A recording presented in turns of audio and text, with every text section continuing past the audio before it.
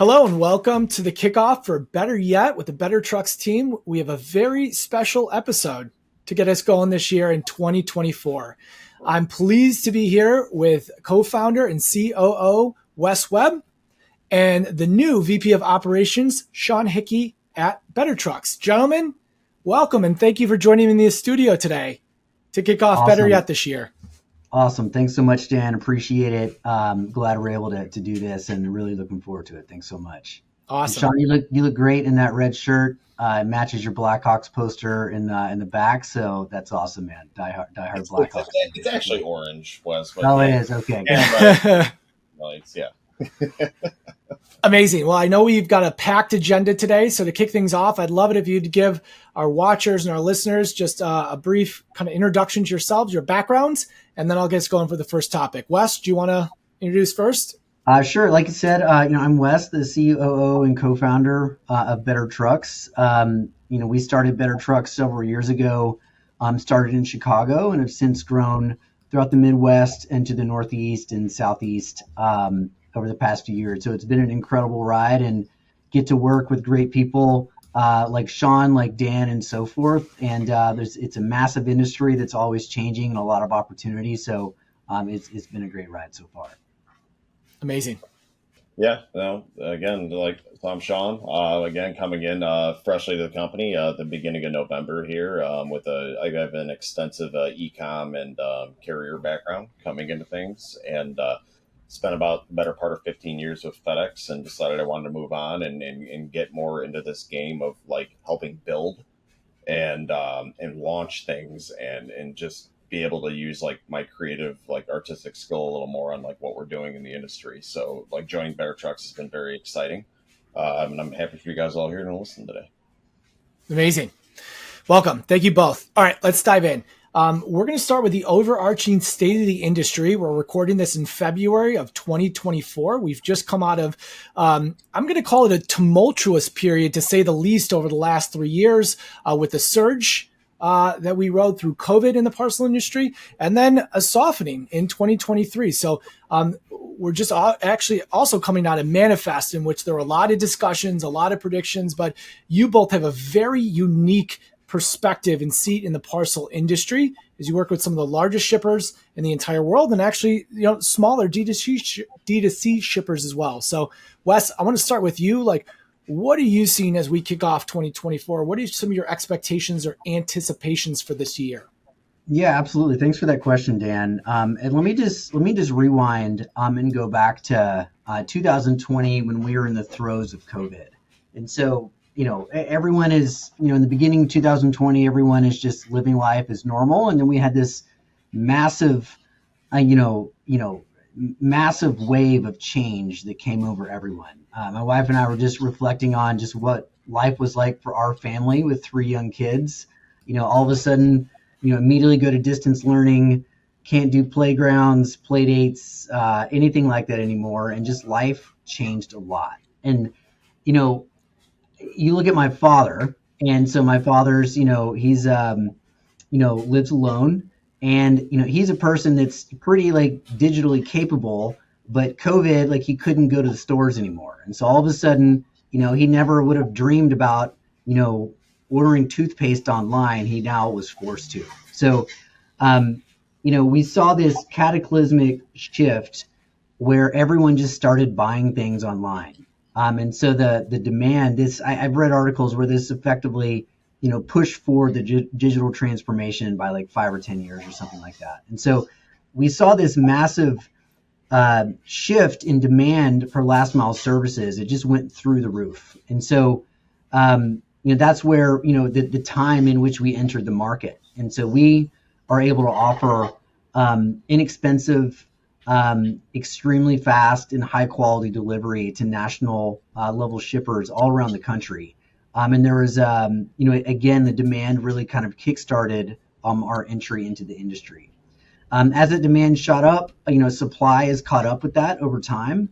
And also as stores have opened back up and people have stayed home a little bit more, the demand for those services has either stayed constant or dropped a little bit. So you're right, Dan, we have seen a softening of the market over the past couple of years, and we expect to see that additionally into 2024. But I don't want to like kind of hijack the conversation here. That's what we've seen, and we'll talk about a little bit how that affects us and our customers, and where we see the industry going. But Sean, anything to add there before I talk about just other trends in 2024?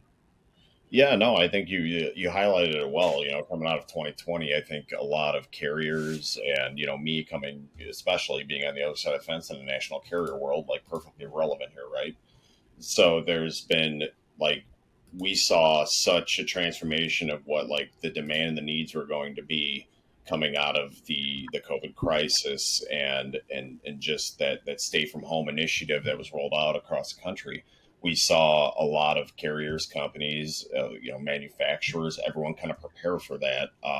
What was kind of molding out to be the forward facing vision of like what we were going to need from the industry that has obviously changed more recently. But I think, again, going back to what you were saying about like the retransformation and what we've done to adjust to like kind of the slowdown of the market after the COVID here, because we didn't know during that period of time if that was going to become the new norm, the new regularity for us that we're going to have to manage around. I think you hit it really well, but the adjustments that we've had to make and what makes I think us walking into this next door that we're going through right now is so attractive is that we've been able to maintain like the good pricing and be able to move through the kind of the downfall of what everyone prepared for, so to say, from COVID. And that's really going to be like the vision for us moving forward. But yeah, I think you hit it on the head, Wes. And Sean, I think it's your background. I know we kind of breezed through our backgrounds in the beginning, but Sean, I think it'd be interesting to hear in a little bit more detail kind of your experience at a national level carrier. And you also worked at effectively a national level shipper before coming here, and you've really seen both sides of the fence. Do you mind giving us and the audience a little bit more detail on? You've got a very deep background in logistics. Yeah. So just to give a little background, I started loading trucks when I was 17 years old. That's kind of where I started in this industry. Going to college, not knowing exactly what you want to do with your life. Hit a good GPA, I promise you. All right, so I was still studious, but going into a community college and studying business management. Started working for FedEx and offered me a management role at a young age because I was excelling there, and I found the value in really molding your way through hard work at a very early age, and it was very beneficial for me in my development because in sticking through FedEx, moving through numerous different areas and geographics and demographics and dealing with all different kinds of situations, it really helped with my development kind of moving forward with this industry. And I latched onto it at a very young age, and I saw a lot more value for me personally, and I think this probably applies to a lot of people and a lot of kids that are out there trying to get into the industry. Like, you can get out there and your hard work can pay off. You just need to stay committed to things. And I stayed very committed to what I was doing at a very young age, and it paid off for me and paid dividends in the sense that I was given management roles. I learned how to lead. I learned how to develop teams, maintain a culture, really put safety as like a forefront focus of what I was doing at all times. And I spent a lot of time with FedEx all the way until closer to the age of 30, 31 years old. And I then found, like Wes, to your point and what you're making about like the industry knowledge, we're always curious, right? We always want to know what else is out there and what else we can do. And I got very curious with a lot of the e-com and startup companies that were out and available and hiring, and in speaking with a company that I moved to after FedEx, which was called Deliver at the time, which is still Deliver, but I moved into a whole realm of uncomfortableness for me. I've always pushed. One thing this industry has taught me is if you're not uncomfortable, you're not doing it right. If you're comfortable, you're staging yourself to be suspended in parallel, right? Like to not be able to develop further, and you've pretty much written your gravestone at that point. And Yeah. I continuously always push myself to not be comfortable. So moving into the startup world obviously makes you a little uncomfortable, right? Nothing is certain. Working in so like transitioning, Wes, to your point, your question, over to the e-com side of business. Um, that was my first like true exposure into like the tech world. And Sean, And can I stop you? What year did you transition from FedEx over to the e-com startup world? right at the beginning of 2021 Got it. Okay. was when I moved over. Yes. So right at the beginning. So basically went through COVID with FedEx, some of the craziest times this industry's ever seen. I can tell you, working out of the facility in Chicago, Illinois for FedEx, the Loop facility as we called it, all of the the civil unrest and everything we had to manage through. I mean, I'll be completely transparent.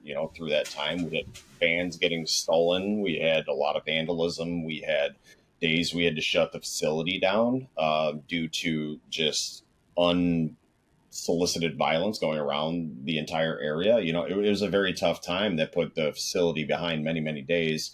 And because of all of that buildup and demand, and going back to what we were, Dan, what we were talking about at the beginning of the call, Yeah. like the demand that came around COVID, right? That's what companies started preparing for. Yeah. Is how long is this going to last? We didn't know. We don't. We there's a lot of blurriness, but as a major corporation, and for anyone that was serving or providing services within the industry, you had to preemptively prepare for that, and that meant adding resources, adding capacity, adding bandwidth, additional shifts, more employees, more oversight. A lot of that stuff went into it, and that really led into what is now the complication that we're dealing with now with the market, and really what really got my interests like curious around like getting out and more into the startup and ecom world, and taking a chance on someone, because there was a lot of we've seen a lot of companies. Shopify purchased Deliver in 2021, and we saw that boom, and we saw how Shopify boomed during that time. And I think it's like important to highlight that they're one of the use cases where you look at, we completely over prepared for what was going to happen, and Yeah. things, as the market and the industry slowed down, and we're kind of seeing the complete opposite of that right now. I got to see all that like firsthand, leaving the carrier world, or national carrier world, and coming into the ecom world, Yeah. entirely. And especially from like, so to give some background on what I did with Deliver, I was brought in to manage carriers. A lot of these ecom companies now, and this is another great point of discussion for us to go through, is these multi-use ecom, like more asset-free 3PL, 4PL models that we're seeing now. They're diversified with the carriers that they're using. That there's very few shippers out there nowadays that are completely tied to a UPS, completely tied to a FedEx, completely tied to the post office, or only shipping everything economy DHL. There's very few that are doing that, and by very few, it might actually be zero these Right. days. E-com outfits like Deliver, or some of these other, like aggregators that you're ordering items through, and they're handling all the logistics for the client. They're now integrating with 5, 6, 7, 10, 13, 15 different carriers at any given point in time. And that's where actually my first exposure to Better Trucks came. And working through with Deliver and working with Better Trucks, I realized very quickly what a reliable carrier the Better Trucks was. And after my company got purchased a few times, and we had different acquisitions come into play, some structural changes, and what we kind of saw with like just where leadership was moving, what the vision was going to be, it became very clear to me very quickly that like I wanted to get back into the career world, but I didn't want to just do it by default. I wanted to make sure I selected and talked with the right people and with the right outfit that I wanted to work with. And, Better Trucks always being a hyper reliable option for my my past life in the ecom world. It was a no brainer. And talking to Weston and the team here to come over and be, take a serious role in leadership here, and be able to continue to help make a difference with what we're doing with our hyper cheap shipping options, how fast we are, how lean we run, and how just efficient we are. It was just extremely attractive for me to come over and try to help make a difference with this team. So we're in a real good place, and we're going to continue to grow here. Well, awesome, Sean. I appreciate that. We're glad to have you, and you've got a wealth of experience, and we've already learned a ton from that since you've been here. So thank you. You said a couple things that resonated with me. It's this kind of concept of you can never be comfortable, right? And I love that concept. I was in the military for about 10 years before getting into logistics, and felt just that there's very few times I felt comfortable, and it feels like as soon as I did, moved on to kind of a different set of challenges. So I love that mentality, I love that mantra. And when it comes to logistics, there's always something, always something. You're dealing with people, you're dealing with inventory and packages, you're dealing with technology and so forth. And, it's definitely, a challenge and an awesome opportunity to stitch this together across so many markets. And if you think about logistics, people need their stuff delivered no matter what happens. If they buy it online or wherever, the package still needs to get to their physical location. So a massive opportunity there. But let me back up a little bit more. Like we talked about, generally, a surge in demand took a little while for that supply to catch up with that demand, and then demand has dropped. From what we've seen in 2023, there's some macroeconomic effects. Also, customers are generally just going back to the stores. They're still buying a lot online. That is still growing. It's just not growing as fast. So, we've seen, like I said, a general softening of the market. And, from what I can tell, this is likely going to continue throughout 2024. But what is interesting to note and to discuss is that, what the shippers are looking for, like, really hasn't changed a lot. They're looking for value, and they're looking at different carriers that can provide that value for them. So what are they looking for? They're looking for good prices. They're looking for speed. They're looking for quality. They're looking for flexibility, and they're looking for technology that integrates seamlessly with their systems. And that really has been a way for us to differentiate. And when we effectively talk to these shippers, we very quickly try to understand, what are they solving for? Are they purely price driven? Are they technology driven? Do they have a new type of service they want to roll out? Do they have different pickup times and so forth? And so it's just been interesting, despite the macroeconomic trends that are going on, just the changes in the industry. What the shipper is looking for is, generally, I shouldn't say remain the same, but generally those five different areas are what they're looking at. Sean, what is your assessment on speed and price are always super important to shippers? How do you assess kind of the change there? Beforehand, some shippers might be willing to pay a little bit more for faster delivery. And what have you seen and what have you noticed from many shippers? Like, are they willing to concede on speed for a little bit lower prices? What are some other kind of shifts that you've seen there? So I'll break this up into like segments, right? So the first piece of it being to address your question around like just raw looking at like speed. So my favorite thing to ask clients when I talk to them on the first end, or like just from the forefront, first introduction is, hi, Shipper A. I would like you to prioritize three things for me and put them in order of prioritization: speed, reliability, and cost. I would like to see where those three things fall for you as a client, right? And completely separating Better Trucks from this, because we know what we provide, and we'll get into that.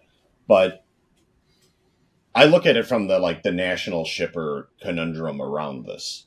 And what I mean by that is, we've got the FedExes, the UPSs, the post offices of the world that have changed SLAs and how many line hauls are running a night to certain destinations all over the country based on their trailer utilization, their customer demand, and what their profit margins are on those trailers and what they're able to afford to move. I think we've seen certain shippers go to more. Okay, let's back it up. let's talk 3 to 5 years ago. Speed was everything. We were getting to a point. Amazon got in. Everything's next day. Everything's moving. Some of it's same day, right? Like depending on where you live, it's some of it is same day. These DCs were able to get stuff out and provide it same day. Amazon launched the DSP model. We all know that. I saw it in the first or the forehand of things as Amazon went in and tried to start recruiting, like FedEx contracted service providers come in and kind of also take DSP ownership over them and kind of conceptually kind of teach them how to do the business, right? Because like the FedEx model was already doing it, or UPS, with the union model was already doing it. But what I've seen is we went from every single shipper needing and absolutely demanding everything to be done next day, the highest speed possible. We've seen a lot of carriers, they sped their networks up at a margin loss in order to keep up with what now was the industry standard, which is what Amazon is providing, right? Which was the same and next day delivery. I think COVID hit, everyone saw the slowdown. We saw like the demand for things to actually be shipped to your door increased by like 500% during that time. And I think during that time, we all realized that the scalability of getting everything to your door the same day, the next day, when the demand shifts that quickly, it wasn't able to be provided, especially by the national carriers. And I think a lot of shippers coming out of COVID, we didn't know when that was going to end. We didn't know when that demand was going to stop, when people were going to start getting more comfortable going back to the box retail stores, things of that nature. We didn't really see that. And, we saw it, we just didn't know when, right? And as that slowdown came into play, I think a lot of shippers hyper reacted to the speed of delivery and shipping that they thought they were going to need to be able to keep up with market demand. And all of a sudden realized, hey, everything's kind of slowed down again now. Now I'm not getting as many orders. My warehouse isn't as busy. I don't need as many employees. The slowdown began. And coming into 2021, especially into 2022, I think 2022 is especially when things started to slow down a lot more. And as we saw that slowdown occur, the scare factor for the DHLs and the post office, and we can get into this topic too, Wes. I know we're going to talk a little bit about ground advantage and some of like the aggregation that the post office has done. And I think that's also related to this conversation. But we saw things kind of slow down, and we saw the shippers' demand just kind of shift over more from the speed, to the cost. And again, that original list I spit out is speed, reliability, and cost, right? I think we went from point 1 to point 3 very, very quickly. And now that cost has been so in play, it's been very important for especially more regional outfits such as Better Trucks to continue to be very, very margin eccentric for our clients, but on the scale that we perform and the lanes that we run to stay fast and stay reliable. Whereas I can tell you from previous experience coming into this, the FedExes, the UPSs of the world, they've slowed down lanes going into a lot of their network, whereas I'll use a perfect example here. A UPS and a FedEx used to go and you could ship ground and service from Chicago to Minneapolis overnight, whereas now you're not seeing that with the national carriers. But with regional carriers such as Better Trucks, you're seeing that, and we're continuing to do it because we know it's what makes us unique. So I think like part of this conversation is just like getting into that caveat that, what are the regional carriers doing? What are they different? What's different about them? What makes them unique? Why is it smarter for me to use a regional carrier versus a national carrier? I think it comes with the uniqueness that we are focusing on the areas that the national carriers are no longer booming on from the COVID, like the pre-COVID speed increase that we saw from everything. One other thing I'll say is, when you're right, like there was this like massive focus on speed and really just capacity in 2021, and that's changed as more demand has dropped and so forth. But one of the things that I've noticed recently is that shippers are asking those questions like, okay, what can we do on price, to give up some of the speed, speed SLAs. And for us, we started Better Trucks in the middle of COVID, and everything was next day. And it's actually operationally, been more of a challenge than we thought to slow it down. And so, for most shippers that, do have a more relaxed SLA, it's generally getting there next day, the majority of the time. So it's just funny as we look at operationally how things have changed. That's something I didn't necessarily think about when going into this. And, we've made the, connecting our networks a priority from the very beginning. And, we wanted to give our shippers an all-in solution. They can either inject into our warehouses or we go and pick up at their warehouses for them, and then it's hands off. It's one pickup and it's distribution. Throughout the almost half the country. We're currently touching things between 40 to 45% of total households. And again, going back to COVID, that was a big commitment for us to commit to that level of coverage in the beginning, particularly connect those networks. But it's definitely something that's been attractive to our shippers and so forth. There's also in 2022, also in 23, a big movement from shippers to really diversify their carrier stack. And Sean, you mentioned, we've got, it's very few shippers, if any, that are completely reliant upon one carrier. What are your thoughts on kind of the opposite there? Like, we've seen this pendulum shift to speed. We've seen the pendulum shift to carrier diversification. Do you think there's going to be consolidation, this year? Basically, anytime someone diversifies and adds a new carrier, it's operationally complex to do that. You have to make changes in the warehouse. We put a lot of effort into making, the switch to better trucks very easy, particularly from a technical side.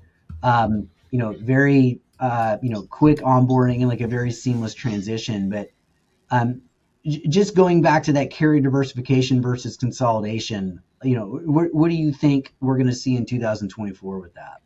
So I think, it's a great question. And I think going back to, the initial push for carrier diversification itself obviously came out of this, it came out of this COVID boom, and what we saw with just the increase in the demand from, warehouse or store to doorstep, right? Like, I want to find out how I can get things to people's doorsteps as fast as possible in as many different ways as possible. And that's why you saw so many diversify into all these different carriers. And now we're kind of seeing that regress a little bit, which is good segue here, Wes, because it was something else I was going to talk about here. We're now seeing the consolidation of them coming down and picking, which carriers they're going to use to deliver what. And I think it kind of like categorizes itself out. You've got most shippers will use SMB all the way up to large, right? When we're talking about it, they've got their carriers they know they can rely on in hyper metropolitan areas for their next day deliveries, and in some cases, some more rural areas around those like metros, which is where us as the Better Trucks is we're growing and we're stretching. We're getting into more metros. We're getting a little more rural. We're getting more hub and spoke running off of our network. And our customers are enjoying the next day delivery coming out of most of those, especially from our more hub points, right?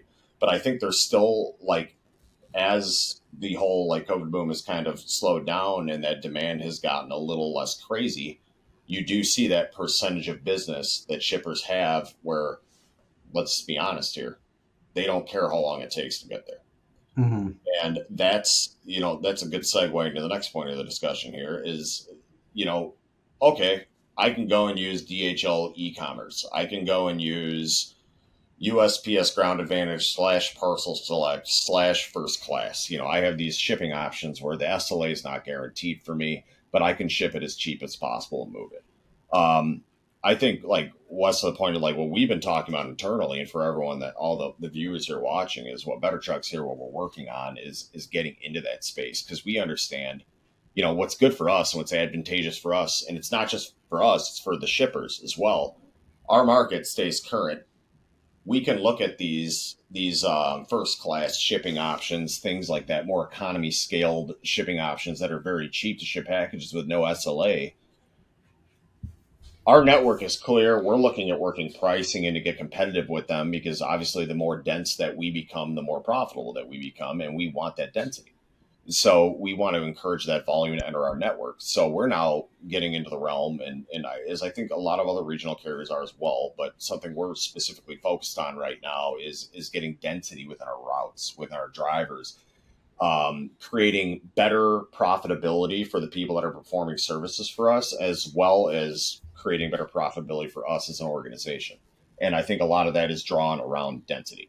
And what we're looking at doing now is we're offering a lot of our clients some better pricing on the 1 pound or less packages and things that we're doing to encourage that volume to enter our network. And what that's going to do is give clients and shippers an opportunity to take that same kind of pricing that they're getting with the economy shippers, such as DHL e-commerce or like the USPS, like economy shipping options. And we're going to provide that service as long as our network is clear. We're going to do it the same as we're doing everything else we're doing, which is the majority of our network is next day. So Right. it's going to start really opening up some doors for a lot of shippers, and I think opening up some eyes on a lot of clients for them to understand, like, wow, I can give the more volume I give to better trucks, right? This growing operation is just increasing my chances of speeding or literally pole vaulting our shipping speed and doing it at the same price we're doing for stuff that we're waiting 7 to 8 days to deliver. Right. Yeah. Um, I go back to uh, shippers and going into 2024 and what their priorities are. And if we go back even a couple of years, what I think COVID did is it really opened the eyes of shippers that were not looking beforehand.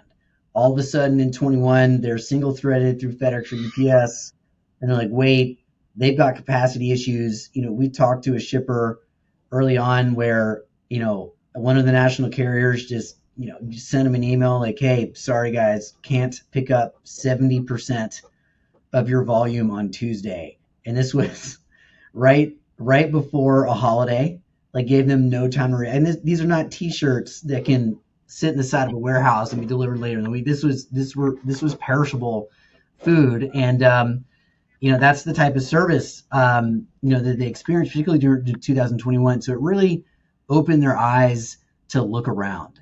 And even if there's not as an aggressive of a diversify at all costs, it got them looking. And now what I think is going to happen is, now that their eyes have been opened, just like you said, they're going to select a finite group of carriers that they trust with their product. And it's like, okay, which carrier is going to provide value to us on speed, on price, quality, reliability, flexibility, and so forth? Who is going to do that? And so, we've heard terms where shippers look at us as a kind of quote unquote like super regional, because our coverage area isn't 100%, but it's growing, and we touch 40% of the 40 to 45% of the households in the U.S. In my opinion, we provide a great value for them, where due to our coverage, speed, price, and so forth. So I think we'll see more of that this year. Yeah, what's next here? We talked a little bit about. Can you talk a little bit, Sean, about ground advantage? I got a note here for us to touch on that. What are your thoughts there? Yeah, no, I think we talked about it a little bit here, and I can tell you personally, coming up from over the fence on the e-com side of things, that so for those that don't know and those listeners that are looking to get educated here, USPS recently aggregated their first class mail with their Parcel Select program. So first class mail being up to 1 pound, you get specific pricing for that, with an SLA, a loose SLA of 3 to 5 days, and then with their with their parcel ground, being the same thing, but more for your heavyweight packages. So this is an economy shipping option that the post office has always offered. It's been heavily utilized, especially by a lot of large shippers for many, many years. Recently, what they've done is they've aggregated the two and tried to speed their network up a little bit. But as part of that integration and aggregation that they've done, they've had to change a lot of the modeling within their hubs, and they're changing some of the naming conventions that they're using for their SLAs for different shipping methods. And what it's done is, in my experience, especially coming over from the ecom side, is it slowed service down for them all the way across the board. And it while it seems like simpler on paper, it actually created a lot of pain points for shippers, because what they were, again, while the post office doesn't guarantee SLAs up till a certain day, we were enjoying, 2, 3, 4 day SLAs for a lot of these, like Parcel Select, first class mail packages. As part of this aggregation and what they've done, they've actually slowed down, and we started seeing them get closer to that 5 to 7 day SLA that they actually guarantee on those shipping methods. I think this is particularly important to talk about, because it's created great opportunities again for some of the things I was talking about previously, for regional shippers to really get in here and get competitive with that type of pricing and do it a lot faster. Because when it comes to many of the shipping marketplaces that most sellers are using, whether it be Amazon or eBay or Wish or Walmart, Target, I mean, the list goes on, right? They all have different types of accountability scores and VTR, meaning variable tracking recording, that they need to keep up with in order to maintain their seller score within those marketplaces. And as USPS has kind of like gone through this process, and they're still going to be going through it all the way through the next year, it's damaging a lot of sellers' scores. And I think it's created a very encouraging point for shippers like, or I'm sorry, for carriers like us as Better Trucks to get in and be approved on these marketplaces, as we are in many of them, and become more viable product for them to use. Regardless of what OMS or WMS that they're using to ship, we've got ship stations and all that of the world out there. We got Easy Posts, we've got Shippos. There's a lot of different ways to ship with us, and we're compatible with all of them. And I think a lot of the regional bases that are out there right now are working to become as compatible as possible across all of those platforms. So what we're seeing now personally is we're starting to see more shippers come to us now as the post office is going through these changes. And it's been an advantageous point for us. And I think also in like the post office's case, with the market and the place that it is right now, they probably didn't plan it this way, right? But this is kind of how the cadence of things is kind of drawn out. And Yeah. we have very poor market conditions, and we're looking at a lot of shippers now that are looking to move a lot of volume around into different carriers' hands now, because the post office has slowed down. Yeah. So You mentioned the integrations and the SLA commitments that they have and so forth. Like, we're hyper aware of that. I think we have over 50 integrations with third-party aggregators and platforms and so forth. And again, that helps us with onboarding customers quickly and allowing them to ship quickly. But it also goes into that conversation, like, what's important to you? Is it, obviously we talk about those 5 buckets, but are there any other integrations and so forth that are mandatory before we can start working together? So we put a ton of work into getting up and running on those platforms for lots of different reasons. No, it's interesting to hear this. And when I, again, going back to the concept of Better Trucks and being a super regional, and how we provide value over the other nationals. Again, we're always looking at how we can make our customers' lives easier, how we can add value to them. And again, to your point, adding kind of the first class option, which we really kind of veered away from before. We're able to do that and add, and again, add that to the list of reasons and how we can add value to our shippers. And ultimately, at the end of the day, we're approaching shipping differently. It's an industry that's, people have always been delivering stuff from point A to point B. I don't want to say since the beginning of time, but this concept is not new. We're just approaching this differently and really using technology as our North Star to drive optimization, to drive efficiency, to drive utilization and so forth. And we want to pass on that savings and that value to our customers and our partners. And there's just a lot of opportunity there in the future. So Amazing. Like This that. has been unbelievable. No pun intended, but the amount of ground we've covered in on this episode has just been awesome. Kind of from current market conditions to, really preferences and priorities for shippers to kind of where things are headed. So I'm going to get you both out of here on this. We call it Better Yet for a reason. We believe the best is yet to come in the parcel industry. So when each of you think about what excites you most, maybe about the year ahead, share that with us here. Wes, let's go with you first. What excites me most about the year ahead is that I am just continuously floored about the applications for technology, data analytics, data science, and just looking at this industry differently. At the end of the day, it's a tough industry, man. We've got technology, we've got inventory, we've got people, we've got vehicles, and we're stitching this together across 40% of the households in the US. Like it is it can be a challenge orchestrating all this, but at the same time, as much as that challenge is massive, it's also encouraging, and I just see just the endless opportunity to take the technical innovation and apply that to this industry. Just really, the sky's the limit. So kind of taking that, continuing to improve the technology and just build efficiency, optimization, and value of the industry is what really, really excites me. Amazing. Sean? Like Wes covered a lot of it. I feel like we're starting to scratch the surface on a lot of new concepts and ideas that we're doing for like business growth.